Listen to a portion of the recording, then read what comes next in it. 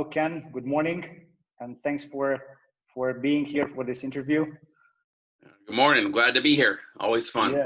Yeah, super fun. So we had a very interesting conversation, I think, a couple of months ago, right? About unschooling, about education, future of education. It was pretty interesting about what school means, like what it should be actually. So, Ken, I would like to ask you how everything started. I know that you started in 1996, so it's like a lot of time back in time, let's say, right? So how everything started and why. What was the reason? What was the trigger for this? To start the Right. North Star, and I think you started with North Star, and then you moved to Liberated Learners, right? So, right, yeah. To keep it short, because there's videos and all sorts of other places where I describe it, but basically, I liked school. I became a teacher for idealistic reasons. I was planning to become a principal or superintendent in public schooling. I taught 6 years of 8th grade U.S. history in public schools, first in Prince George's County, Maryland, and then in Amherst, Massachusetts. I was enrolled in a doctorate program at the University of Massachusetts, and I was on my way to becoming, an education reformer from the inside, a good guy. And then I got disillusioned, and I will give it 3 phases. The first, I used to think that the main part of schooling that needed to be improved was funding for better teacher salaries, retaining teachers, more equipment, and so on. Funding was a large issue. It still is, but I no longer believe it's a central issue. I also believed at some point when I was teaching in the 90s and the testing was coming in, that the key to improving schooling was protecting teachers' freedom and creativity to teach their own strengths and their own content and not have to teach to tests. And I still think that's very important. But as I was teaching, I got disillusioned that school was a captive audience, that it was schooling itself was oppressive, that I was forcing kids to do things they weren't particularly interested in, and then judging them and grading them on things they didn't necessarily care about. And if they didn't care about the grades, there was nothing to induce them to cooperate. And if they did care about the grades were a distraction anyway from what the actual learning I was hoping to share or inspire was all supposed to be all about. So I got disillusioned with the process, and at the same time, I was in a school that was pretty committed to order and structure. It was run by a pretty tight principal, and so there was a lot of issues about not giving out bathroom passes or detentions for tardiness or not letting kids wear hats or just punishing and controlling. And it really contradicted a lot of the U.S. history I was teaching about rebellion and protest and movements and freedom and individuality and the arc of U.S. history. And I couldn't take it anymore. I really didn't want to be in charge of whether kids could go to the bathroom or not. I didn't want to be telling kids to take off hats that weren't bothering me in my classroom, and then telling them that, their whole life depended on the grade they were about to receive from me on this particular assignment that didn't mean much to them. And it wasn't even true anyway. I mean, this is 8th grade U.S. history. It wasn't going to count for anybody's college admissions. And so I really hit the bottom of what am I doing here? I'm a cog in a machine of something that worked for me as a kid. It works for some of the kids in this building, but only a quarter of them are on honor roll. Most of them are being told that they're fairly ordinary. And it didn't feel good to be a teacher. Certainly it was a decent living, a decent salary. I had decent relationships with a lot of kids, but it wasn't what I wanted it to be. And I didn't see myself going up the ladder of assistant principal and superintendent. And that if I did, I wouldn't really be able to change much in the ways that I wanted to change things if I thought that the captive audience and making kids do things was the central problem. Because, as a principal, you can't tell kids, oh, it's okay, just come here 3 days a week. Or it's okay, you don't have to take math this year if you don't want to. Those aren't things principals or superintendents can do in the United States.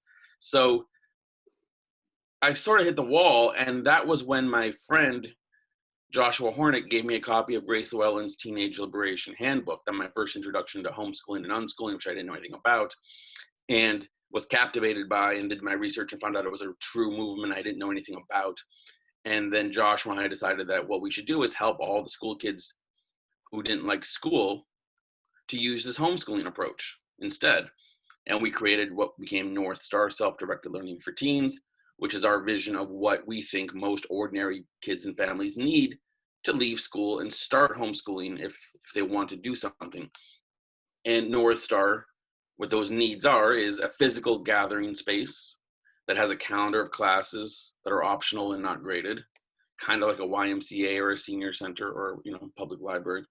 And it would have core staff and tutoring, and everybody would have an advisor to talk about their lives. And it would just be a social center where kids could sit and be and not be pressured to do things. They could play on their phones, they could play games, they could go outside, and they could use the center as they wished for as long as they wished. Legally, we would coach everybody to be homeschoolers with their local superintendent so that they were free and clear of obligations. Turns out this is a really good idea. It is what people need. It's what most people need to do something like this, especially if we're talking about one in every family, not a whole family unit. And people join North Star for a year or 2 or 5. And when they're done, if they don't go back to school for high school, they can make smooth transitions to community college and 4-year school and universities and the work world. It's been terrific. And no one's ruined, or no one has any obstacles actually for making the choice to not complete high school in the traditional way and to opt out, use homeschooling, get a GED, and carry on at younger than better ages. And so, in fact, I wrote a book last year that came out, Learning is Natural, School is Optional, the North Star Approach to Offering Teens a Head Start on Life. And that's what this is, a giant head start. So now, that's what we're fostering. That's the first 15 years of 1996 to 2010, 2011, 2013, and it still continues. I'm still the executive director, but there's a whole staff, a whole team at North Star. I'm only one piece of the puzzle at North Star, which is a program for about 50 to 60 kids in Western Massachusetts still. But the second 15 years has been about sharing what we've learned to start centers around the country and around the world. That's the Liberated Learners Network. And North Star is a member of Liberated Learners, so they coexist. There's about a dozen centers that are members of Liberated Learners around the world, including the Philippines. And yeah, I think it's like, just like I have some questions here. It's like I think this was a brilliant move and a brilliant idea, and it's a very interesting way to practically replicate something that works like on a global scale, right? So I wanted to understand like what was the motivation to do this, right? So like and then how is this actually working right now, and how far are you, and how many schools out there like using this method, or like right. and this approach, right? And how people can find this schools out there, if there is a website and stuff like that. So yeah. Well, in this homeschooling global summit, I interviewed Joel Hammond and Allison Snikes, my partners in founding Liberated Learners, so people can take a look at that interview as well. And the website is liberatedlearners.net. The motivation for starting the network was just that the consulting and the inquiries within North Star about North Star were too much to handle within the little nonprofit that's North Star, and we wanted to create a separate organization for consulting and spreading the model. And Joel and Allison created Princeton Learning Cooperative, and there's a series. There's about 12 centers in the network now. There have been a few others that have come and gone. We're coaching 3 others to start up right now. We have a whole process for that. But the motivation is that we love what we're doing. It's a really good idea, and it's a little bit unorthodox, and people need a little bit of coaching and explanation and support to think it through and to do it well in a way that's going to sustain itself and not fold after a year.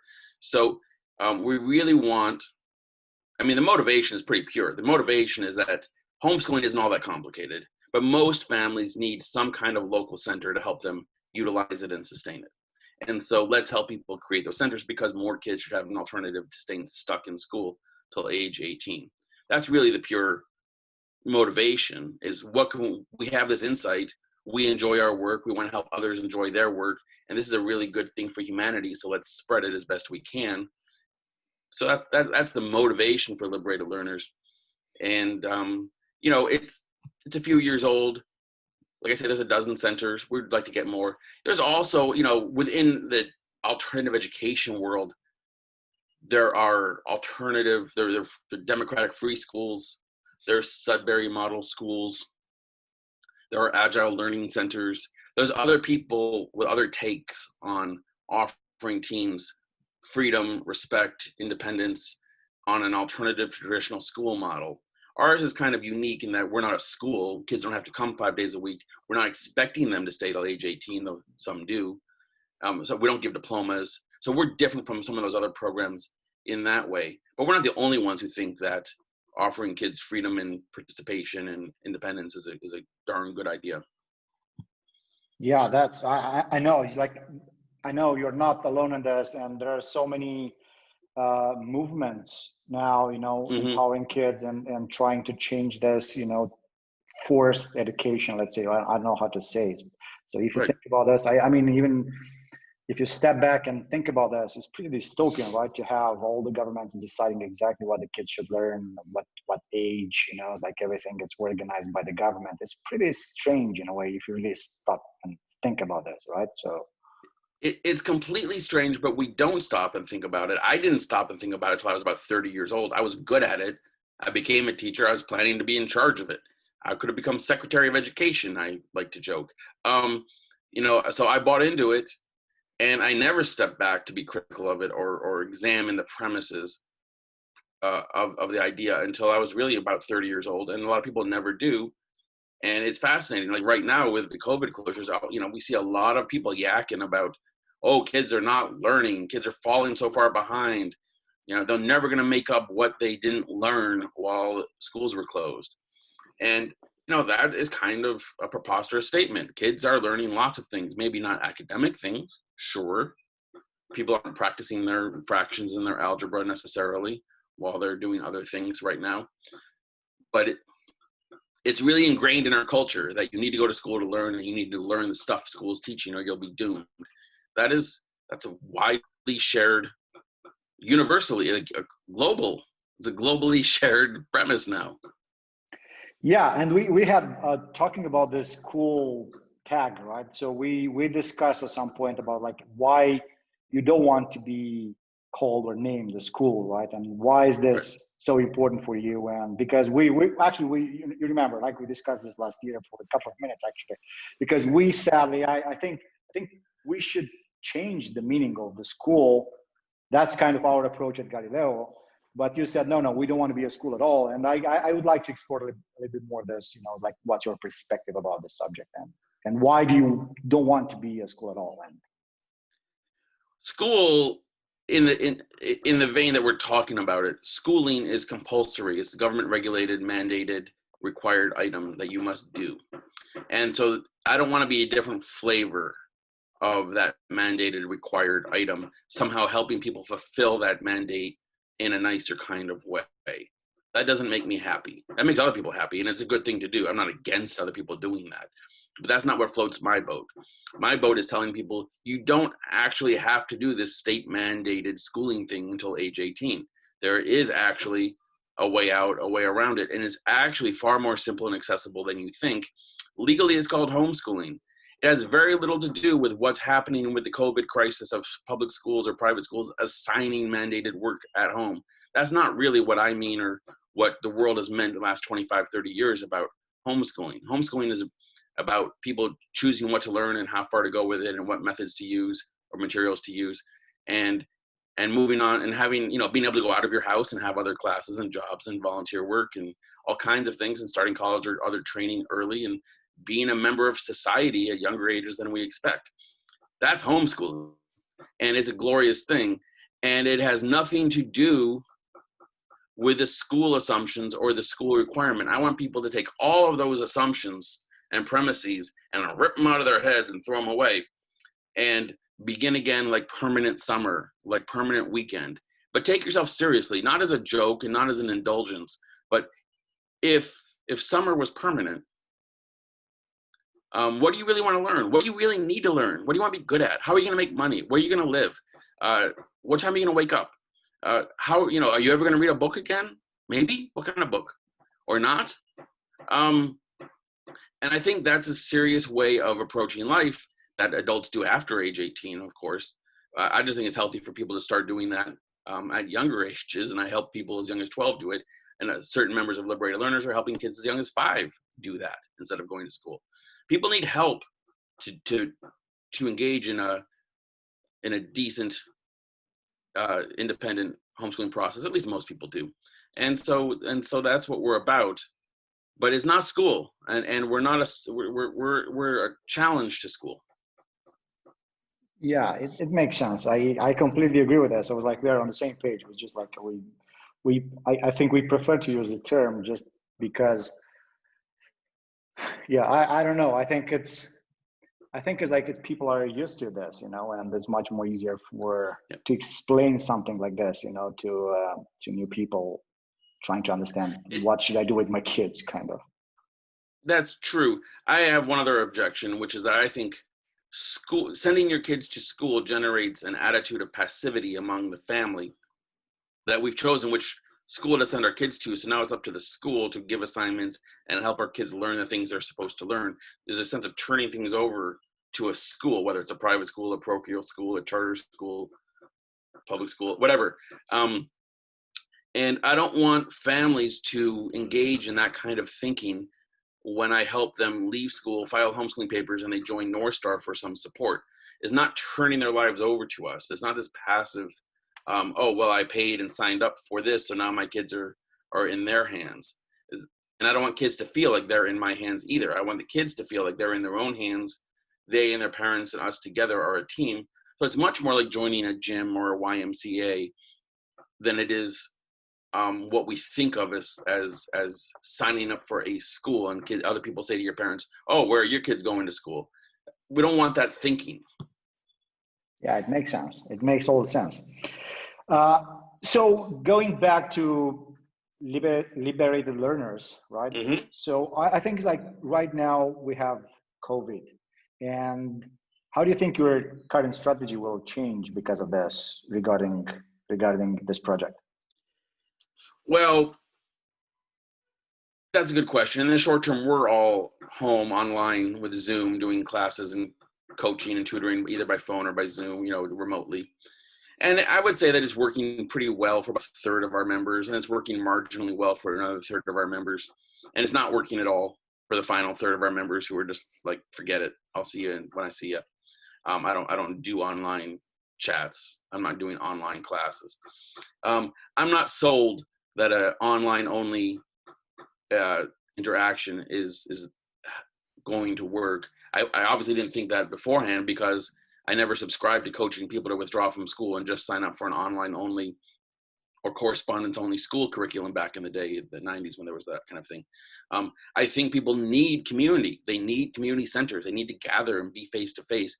They want face-to-face tutoring and mentoring. All this Zooming, it has a place. It's better than nothing right now for a lot of people. This is not the goal. This is not where we want to be. And so my long-term goal is figuring out how we can regather in public safely. When we do that, I won't rush it. And if I did rush it, no one will come anyway because we don't have compulsory attendance in the first place. But in the long run, what I would like to do is say to people, during the closure of COVID, did you notice some improvements in your children's mental health? Were they more present? Were they more creative? Were they more, their normal sense of self? Did you appreciate the release and the relief from all the stress of schooling? If so, even if what you did during COVID wasn't exciting or great, maybe there's something worth exploring, and we'd be happy to explore that with you, help you figure out how to do it better. In community, 2, 3, 4 days a week at a place like North Star, at a Liberated Learner Center, having some other mentors and adults, having some group classes. And then maybe, sure, everybody might have 1 or 2 or 3 things online, Zoom, OutSchool, other kinds of platforms that they use for online learning, Khan Academy, which is free. Sure, but those are pieces of a puzzle. And I think all of those, my friends at those places agree at Khan Academy and OutSchool that they think it's great if people have one-on-one, face-to-face mentors and a little clubhouse to go to while they do 2 or 3 of their activities online with the other organizations. Like, there's a balance to it, right?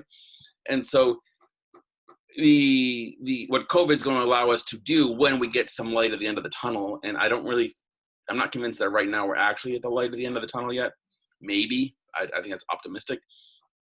But when we get there, there's going to be a moment to say, for those of you who saw some glimmers of improvement, but don't want to sustain it like you just did it, let's talk. We have a lot to offer. We have some good ideas. We have a quality program. And centers around the country and around the world, homeschooling co-ops around the country and around the world might be supportive in a way that makes this better than how you experienced it, and build on the successes or the improvements that you saw in your children. So I think that's where the COVID thing will go, when we can regather. But permanently keeping everybody at home and everybody doing all their classes online, that's for the birds. That's just not good. Yeah, I also agree with this. It's like, I think my view is kind of, it should be online first, you know, because it's like, but it's not only online. So I think only online will be pretty complicated. So I mean, you can have other issues. Then we can talk about completely a different discussion about this. But yeah, I agree with it. So I think it should be a nice mix between online and offline experience and learning. So when you think about you know, like, of course, this COVID and the future, like, some of the changes will be actually really interesting because of the COVID, right? Some of the changes will be, of course, like not so good. But what is something that you're actually excited about, you know, like because of this COVID and, you know, because of this event happening? Because like what kind of things will accelerate and actually it will be good for the students?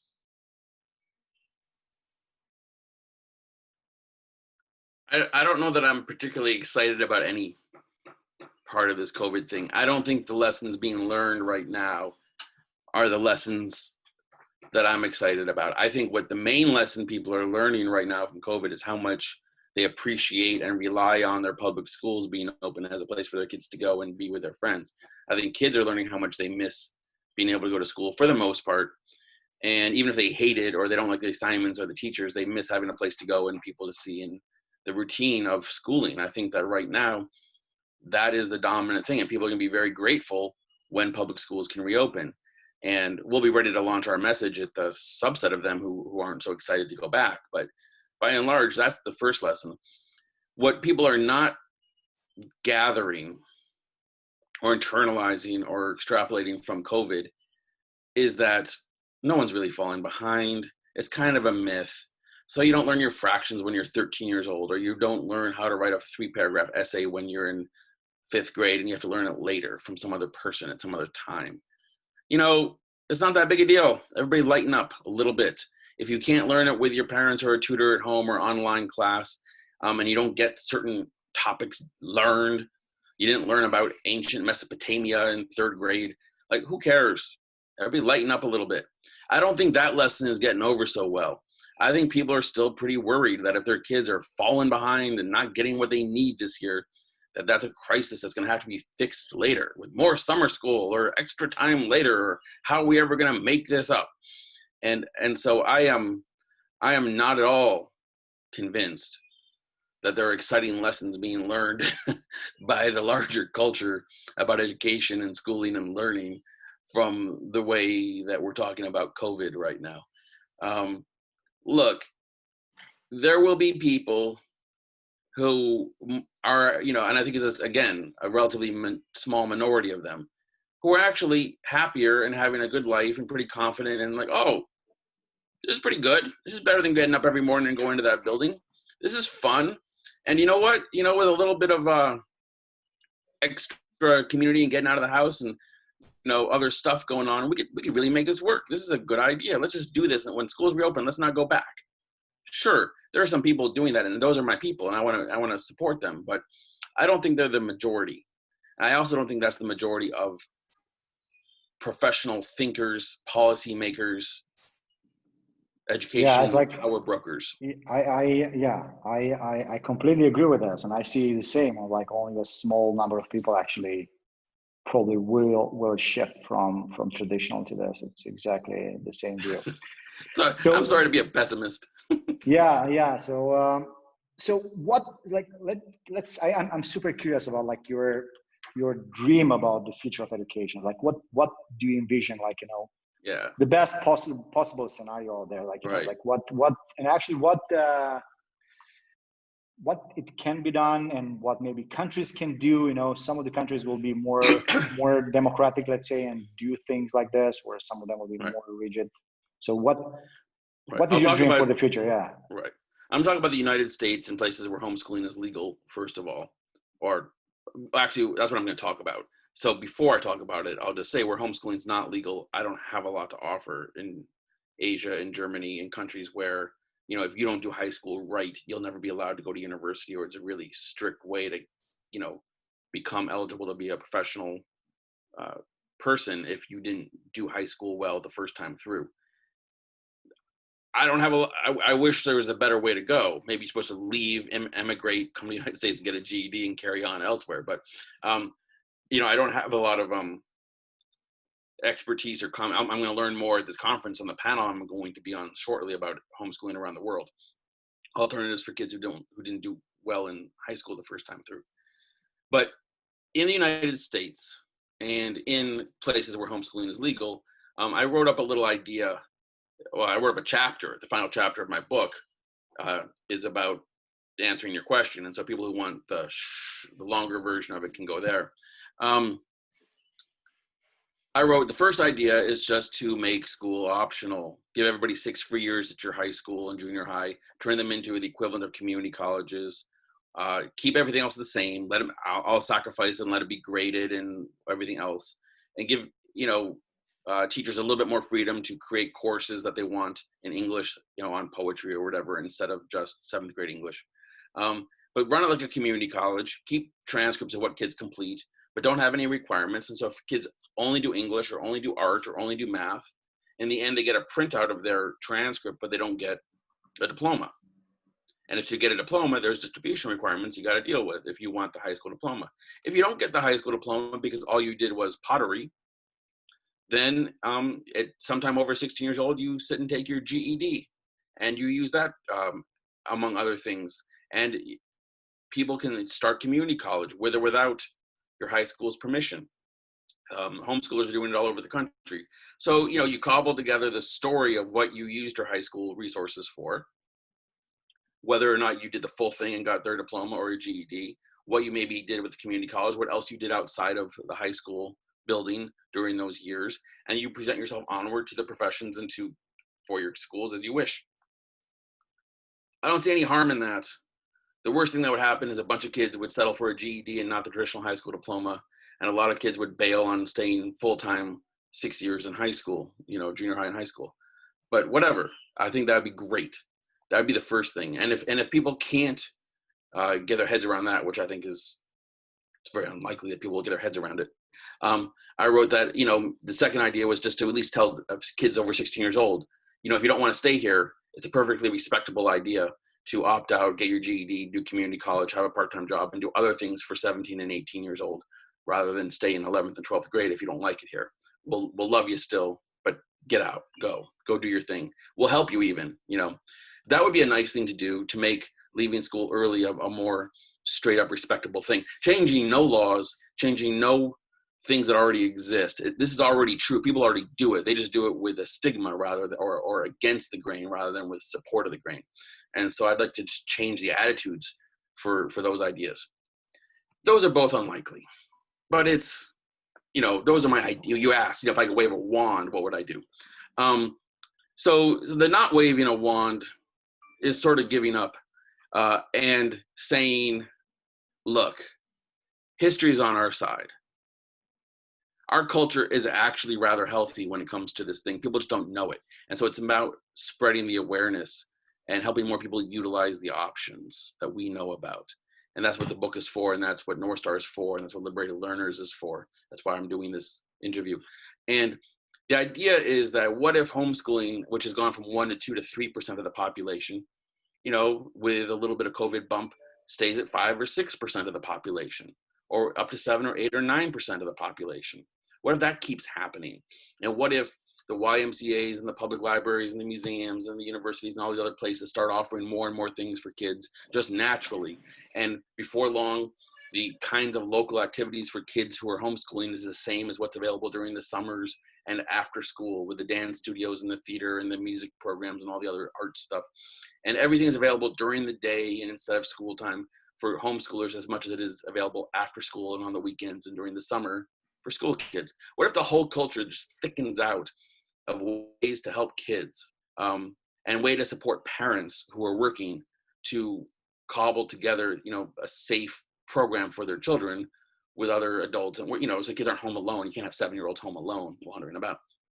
But what if we create the infrastructure in a calm way using community centers and the like that I just described, and suddenly just not going to school becomes normalized?